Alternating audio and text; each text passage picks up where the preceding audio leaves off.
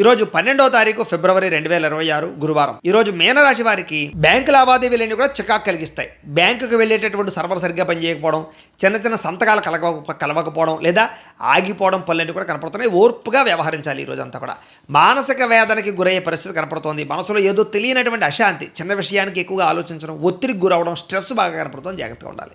చాలా విషయాల్లో మౌనంగా ఉండండి. ఎవరైనా సరే మిమ్మల్ని రెచ్చగొట్టినా సరే సామరస్యంగా ఉండండి. మాట పెంచితే లేనిపోని గొడవలు వస్తాయి. జాగ్రత్త. ప్రయాణాల్లో చిన్న చిన్న ప్రమాదాలు కనపడుతున్నాయి. బండి నడిపేటప్పుడు సెల్ ఫోన్ మాట్లాడడం, హడావిడిగా వెళ్ళడం మాత్రం చేయకండి. కొంచెం కావాలంటే ముందుగానే బయలుదేరే ప్రయత్నం చేయండి. వృత్తి వ్యాపారాల్లో అనుకున్నంత యోగ్యత కనపడటం లేదు. కష్టానికి తగ్గ ఫలితం కనిపించడం లేదు. ఆశించిన మేర లాభాలు అయితే కనపడటం లేదు.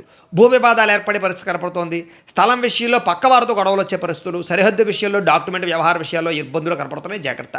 కుటుంబ సభ్యులతో విరోధాలు కనపడుతున్నాయి. ఇంట్లో చిన్న మాటకే మనస్పర్ధలు రావడం, అన్నదమ్ములు లేదా బంధువులతో వాదనకి గురవడం కనపడుతోంది. తెలియని వ్యక్తులతో వ్యాపారాలు చేయడం వల్ల, తెలియని వ్యక్తులకు డబ్బులు ఇవ్వడం వల్ల నమ్మక ద్రోహాలు కనపడుతున్నాయి. చిన్న చిన్న అనారోగ్య సమస్యలు వేధించడం, ముఖ్యంగా సీజనల్ వ్యాధులు అంటే జలుబు, దగ్గు, ఒళ్ళు నొప్పులు ఇలాంటివి మిమ్మల్ని ఇబ్బంది పెడతాయి. కాబట్టి నిర్లక్ష్యం చేయకుండా డాక్టర్ గారిని ఖచ్చితంగా చూపించుకోండి. బంగారం, వెండి వస్తువులు, తాళాలు, డాక్యుమెంట్లు, డబ్బులు, మొబైల్ ఫోన్లు ఇలాంటివన్నీ కూడా ఎక్కడైనా వదిలేయడం కానీ, మర్చిపోవడం కానీ, పోవడం కానీ, దొంగతనాలు జరగడం కానీ జరిగే అవకాశం ఉంది. జాగ్రత్త.